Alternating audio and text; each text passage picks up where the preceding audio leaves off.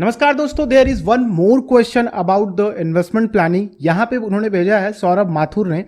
तो सौरभ जी का क्वेश्चन है कि hello sir, one of your subscriber आपके वीडियोस रेगुलर देखते हैं, काफ़ी अच्छी नॉलेज और इन्फॉर्मेशन होती है। सर कुछ क्यूरीज थी, पहली इन्वेस्टमेंट की और दूसरी इंश्योरेंस की। इनकी दो प्रॉब्लम है, यानी कि बिल्कुल बिगनर है और ये इन्वेस्ट करना चाहते हैं, साथ ही ये इंश्योरेंस को लेकर के भी कुछ क्वेश्चन पूछना चाहते हैं। ठीक है, मैं आप लोगों को स्क्रीन पे भी इनका क्वेश्चन दिखा रहा हूं, आप लोग भी अपने क्वेश्चंस को यहाँ पे भेज सकते हो, जो नीचे आप लोगों को व्हाट्सअप नंबर दिख रहा है। सर मैं अपना इन्वेस्टमेंट स्टार्ट करना चाहता हूँ, इसमें म्यूचुअल फंड में इंडेक्स फंड, मल्टी कैप या फिर flexi, large cap, blue chip fund या कोई स्मॉल कैप, सब लॉन्ग टर्म के लिए 10-15 साल के ऊपर के लिए, और इनमें मैं सब में 2000 की, स्मॉल कैप में 500 से स्टार्ट करना चाहता हूं। ठीक है, तो ये ब्लू चिप या फिर इंडेक्स या फिर फ्लेक्सी या फिर स्मॉल कैप, इनमें ये इन्वेस्टमेंट करना चाहते हैं। तो इन सभी में यानी कि ऑलमोस्ट ये 3 फंड मुझे बता रहे हैं, 3 कैटेगरीज बता रहे हैं कि एक तो इंडेक्स या फिर ब्लू चिप या फिर वो मल्टी कैप, और दूसरा और जो चौथा है जो कि अलग से करना चाहते हैं 500 का, वो है स्मॉल कैप। ठीक है, और इनमें मैं हर साल 10% इंक्रीज भी करूं। जरा क्वेश्चन को आप लोग अपने से रिलेट करने की कोशिश कीजिएगा। ठीक है, क्योंकि बहुत सारे क्वेश्चंस आते हैं और सभी को पिक कर पाना और सभी के आंसर दे पाना एज अ वीडियो के थ्रू, और क्योंकि मैं वन मैन आर्मी हूं, अकेला काम करता हूं, ना मेरा कोई वीडियो एडिटर है, ना ही मेरे बैकएंड में कोई आप लोगों के मैसेजेस को रिसीव कर रहा है, तो सब कुछ मुझे ही करना पड़ता है, इसलिए थोड़ा सा काम का प्रेशर बढ़ जाता है ज़्यादा। तो इसलिए मैं इंपॉर्टेंट क्वेश्चंस को लेता हूं जो आप लोगों के रिलेवेंट हो सके। ठीक है, तो आप लोग ऐसे क्वेश्चंस को पूछिए थोड़ा डिटेल में, जिससे कि आप लोगों से दूसरे लोग भी रिलेट कर सके। मैं और मेरी वाइफ दोनों जॉब करते हैं, इनकी और इनकी वाइफ दोनों जॉब करते हैं। ये प्राइवेट में करते हैं और इनकी वाइफ गवर्नमेंट में है। मेरी सैलरी 25,000 है, यानी कि सौरभ जी की सैलरी 25 है और वाइफ की 15 है, यानी कि दोनों की मिलाकर के 40,000 रुपए महीने की सैलरी आ जाती है घर में। हमारी एक डॉटर भी है, इनकी 8 महीने की बच्ची है, जिसके लिए ये सुकन्या समृद्धि योजना खोलना चाह रहे हैं और उसमें लमशम ये इन्वेस्ट करना चाहते हैं 50,000 रुपए, और उनके पास जो अभी सेविंग है 4 लाख रुपए, अभी फिलहाल उनके पास 4 लाख रुपए की सेविंग हो पाई है। दूसरा, सर अपना इंश्योरेंस का वीडियो बनाया, उसके हिसाब से टर्म प्लान सही लगा है उनको। ठीक है, सौरभ जी को टर्म प्लान अच्छा लगा, बट अभी सैलरी के हिसाब से उनको 50 लाख का ही टर्म प्लान मिल रहा है, 1 करोड़ का नहीं। क्या लेना चाहिए या वेट करना चाहिए? और मेरी कंपनी मुझे 2 लाख का हेल्थ इंश्योरेंस प्रोवाइड करती है, तो क्या मुझे अलग से कोई हेल्थ इंश्योरेंस पॉलिसी लेनी चाहिए क्या? प्लीज सजेस्ट सर, कहां से स्टार्ट करें और कैसे?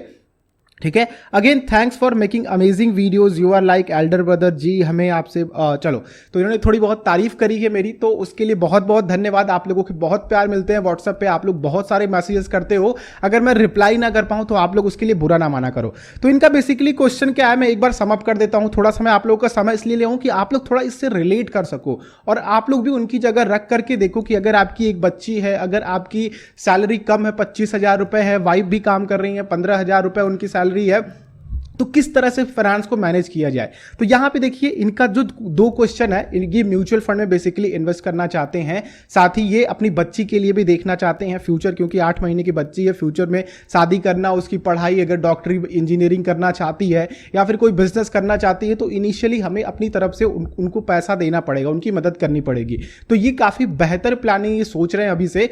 तो इनके लिए जो सजेशन रहेगा मेरा, ठीक है, ये केवल एक सजेशन है, मैं इनको कोई भी बाध्य नहीं कर रहा, ना ही आप लोगों को बाध्य कर रहा। आप लोग इस फाइनेंशियल प्लानिंग को फॉलो कर सकते हैं। तो देखिए, इनका जो पहला क्वेश्चन है, मैं लेता हूं कि ये 2,000 रुपए म्यूचुअल फंड में इन्वेस्ट करना चाहते हैं, ऑलमोस्ट 3 कैटेगरी में, यानी कुल मिलाकर के ये अपना पैसा बहुत ज्यादा डाइवर्सिफाई करना चाहते हैं और 6,000 रुपए इन्वेस्ट करना चाहते हैं।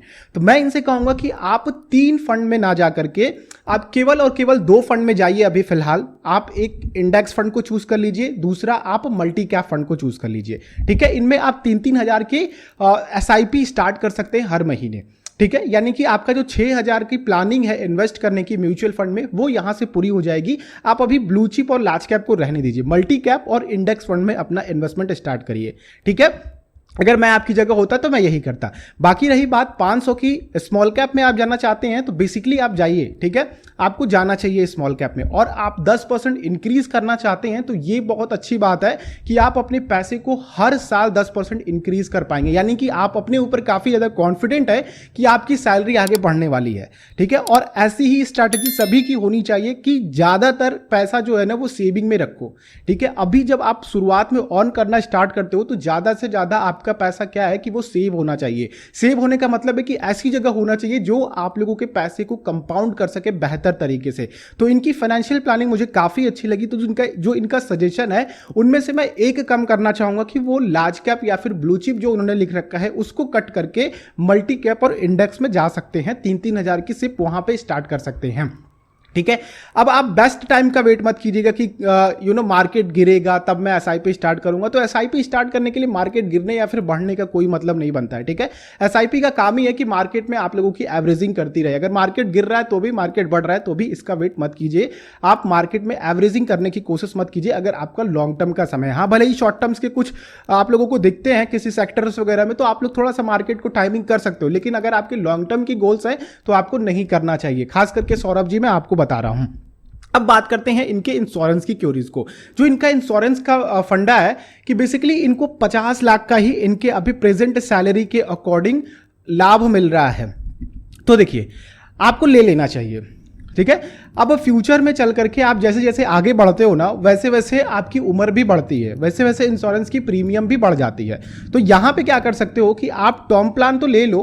ठीक है, टर्म प्लान लेने के बाद आप फ्यूचर में चल करके अगर आपको लगता है कि उतना आप टैक्स के लिए नहीं बचा पा रहे हो, ठीक है, टैक्स के लिए सेव नहीं हो पा रहा है, तो आप जा सकते हो थोड़े से ट्रेडिशनल प्लान्स की तरफ। आप लोग, आपके सामने ऐसे लाइफ इंश्योरेंस भी हैं जो कि बेहतर ऑप्शन साबित हो सकते हैं।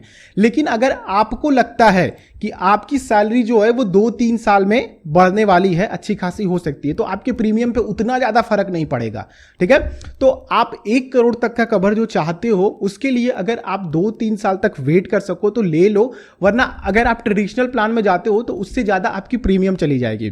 तो 2 ऑप्शन है आपके पास कि अभी से आप अपने आप को सिक्योर कर लो लो प्रीमियम पे, या फिर अगर आप 2 से 3 साल बाद जाते हो तो ज्यादा नहीं, ज्यादा से ज्यादा 3 या फिर 400 का फर्क पड़ेगा आपके सालाना प्रीमियम पे। ठीक है, जो भी आपकी एज है उस समय की। तो ये स्ट्रैटेजी रखिए, आपकी सैलरी बढ़ती है, आप एलिजिबल होते हैं उसके लिए, तो आप 1 करोड़ के लिए जा सकते हैं। बाकी मैं बात करूं आपके वाइफ की, तो वाइफ के लिए भी आप हेल्थ इंश्योरेंस लीजिए, उनके नाम पे भी हेल्थ इंश्योरेंस लीजिए। केवल और केवल आपकी जो कंपनी आपको प्रोवाइड कर रही है 2 लाख का, केवल उस पर डिपेंड मत रहिए। अपनी वाइफ के लिए भी उनके नाम पे एक हेल्थ इंश्योरेंस जरूर लीजिए।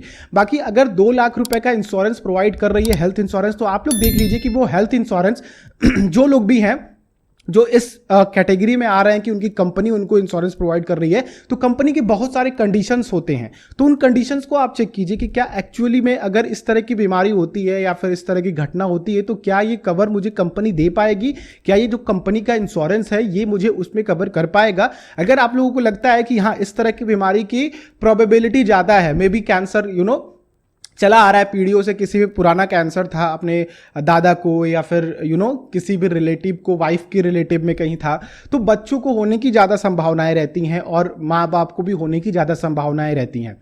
तो इस बात का ध्यान रखिएगा कि आपका जो इंश्योरेंस प्रोवाइडर है, जो भी आपका कंपनी दे रही है आपको, वो एक्चुअल में वो सारी चीज़ें कवर कर पा रही है। जेनेटिक बीमारियां जो होती हैं वो बहुत ज़्यादा पैसे ले जाती हैं और बहुत खर्चा करवाती हैं। तो इस बात का आप ध्यान रख करके अपने हेल्थ इंश्योरेंस को भी ले सकते हैं। ठीक है, बाकी हेल्थ इंश्योरेंस पे उतना ज़्यादा पैसा खर्चा मत कीजिए। अगर आपकी कंपनी जो है वो आपको फुल्ली इंश्योर्ड कर रही है हर तरीके की बीमारी के लिए, तो 2 लाख आई थिंक इनफ होता है। बाकी अगर मैं बात करूं तो 2 लाख उतना इनफ नहीं होता है, बट एज जिस तरह की आपकी सैलरी स्ट्रक्चर है उसके हिसाब से 2 लाख रुपए मुझे ठीक लगता है। बाकी आप 5 लाख तक के इंश्योरेंस के लिए जा सकते हो। हेल्थ इंश्योरेंस के लिए आप 3-4 लाख अगर अलग से आपको कहीं मिल पाता है, अगर आप मैनेज कर पाते हो तो जा सकते हो उसके लिए। ठीक है, रही बात बच्ची के लिए आप इन्वेस्ट करना चाहते हैं तो आपके लिए बेस्ट है सुकन्या समृद्धि योजना। और आप लमसम करने की मत सोचिए कि 50,000 रुपए हम इकट्ठा कर लें तब जाकर के डालें।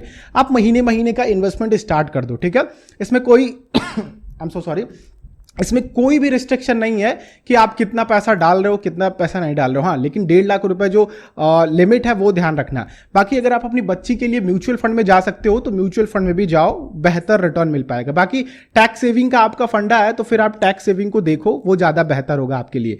बाकी आपके पास जो 4 लाख रुपए बचा है उसके लिए मैं क्या करूं, तो देखिए जो 4 लाख रुपए बचे हैं ना उसके लिए आप क्या कर सकते हैं कि सबसे पहले तो आपको इमरजेंसी फंड के लिए निकाल करके रखना है। बाकी मुझे लगता है कि 4 लाख रुपए आप उसको कहीं मत डालिए, लेकिन एक मोटा मोटी देखते हैं जो एक फैमिली की नीड होती है उसकी बात करते हैं। तो ओवरऑल आपकी जो सैलरी आ रही है वो आ रही है 40,000 रुपए। ठीक है, आपकी वाइफ और आपका मिला करके दोनों का 40,000 रुपए आ रहा है, जिसमें से आप 6,500 रुपए इन्वेस्ट करना चाहते हो ठीक है, 6,000 रुपये SIP के थ्रू और 500 रुपये आपकी स्मॉल कैप का जो आप जाना चाहते हो उसमें। ठीक है, तो कुल मिलाकर के 6,500 रुपये आप कर रहे हो। तो आपका जो पूरा खर्चा बन रहा है वो मैं मान लेता हूं कि 30,000 रुपये आपका खर्चा बन रहा है। ठीक है, या फिर 25,000 रुपये आपका पूरा महीने का खर्चा बन रहा है। और आपका जो 15,000 रुपये है वो इन्वेस्टमेंट वगैरह में बच्ची उच्ची के लिए ले रहे हैं या फिर इंश्योरेंस वगैरह बाई करते हैं। ठीक है, तो ये 15,000 रुपये आपका अलग चला जा रहा है, 25,000 रुपये अलग चला जा रहा है। तो आप 12 महीने का खर्चा निकाल करके उसको सिक्योर्ड रख सकते हो, अलग अलग FDs, छोटी छोटी FDs करा करके। तो 4 लाख में से आप क्या कर सकते हो कि आप कम से कम 2.5 लाख रुपए या फिर 3 लाख रुपए निकाल करके FD में डाल दो। 1-1 लाख की 3 FD करा लो या फिर 60-60 हजार की अलग अलग FD करा करके आराम से उसको छोड़ दो। ठीक है, बाकी का जो 1 लाख रुपए है उसको आप अपनी बच्ची के नाम पे डाल दो या फिर कोई भी अच्छे फंड में डाल दो, और या फिर कोई बॉन्ड्स वगैरह खरीद लो या फिर डेब्ट फंड में डाल दो जहां पे आपकी सिक्योरिटी ज्यादा हो। क्योंकि ये 4 लाख रुपए है ये आपकी पूरी मुझे लगता है कि सेविंग है, तो इसको आप रिस्क में मत डालना। ठीक है, आप कुछ ऐसी जगह पे डालना जो जहां से आप पैसे निकाल सको, साथ ही आपकी इमरजेंसी में वो काम भी आ सके। तो इसको मैं इन्वेस्टमेंट करने की सलाह नहीं दूंगा। तो ये है मेरा पूरा पॉइंट ऑफ व्यू जो आपने क्वेश्चन भेजा था, और मुझे लगता है कि आपको इसको फॉलो करना चाहिए। बाकी आप अपने हिसाब से देख लो कि आपका रिस्क एपेटाइट क्या है, गोल्स क्या हैं, आपके रिटायरमेंट पे कितना अमाउंट चाहिए, तो उसके हिसाब से आपके पैसे, आपके रिस्क वगैरह ये सब बढ़ जाते हैं, घट जाते हैं। तो आई होप आप लोगों को इससे कुछ सीखने को मिला होगा, कुछ समझ में आया होगा कि हम लोग किस तरह से अपनी पर्सनल फाइनेंस की प्लानिंग करें। मैंने कोशिश की है कि आप लोगों को सही तरीके से और सीधी लैंग्वेज में समझा सकूं। बाकी फंड की रिकमेंडेशन मत मांगना, मैंने चैनल पे बहुत सारे फंड, बेस्ट फंड बता चुके हैं अपनी अपनी कैटेगरीज के, तो उसको भी जाकर के आप लोग थोड़ा सर्च ऑफ कर सकते हो, जिससे कि आप लोगों को कुछ अच्छे फंड्स भी मिल सके और आप लोगों के लॉन्ग टर्म के, शॉर्ट टर्म्स के गोल हैं तो वो भी फुलफिल हो पाए। तो वीडियो अच्छी लगी तो लाइक कीजिएगा, दूसरों के साथ शेयर कीजिएगा। इसी तरह की और वीडियोस देखना चाहते हैं आप लोगों को भी कोई क्वेश्चन है तो ये व्हाट्सएप नंबर आप लोगों के सामने दिख रहा है, केवल मैसेज कीजिएगा, अपने नाम के साथ कीजिएगा। ठीक है, कॉल मत कीजिएगा, कॉल रिसीव नहीं होगा इस पे। ठीक है, तो केवल और केवल मैसेज और अपने नाम के साथ और पूरा डिटेल्ड आप लोग भेजेंगे तो मुझे समझाने में और समझने में, और जो सामने मेरे व्यूअर्स देख रहे हैं उनको भी समझने में और वीडियो देखने में भी उनको थोड़ा हेल्पफुल लगेगा। ठीक है, तो चैनल पे नए हैं तो सब्सक्राइब करके बेल आइकन को क्लिक करेंगे तो जो भी फ्यूचर की वीडियोज अपलोड होंगी उसकी भी नोटिफिकेशन आ सकेंगी। हम लोग नेक्स्ट वीडियो मिलते हैं। आप लोगों का दिन शुभ हो। जय हिंद।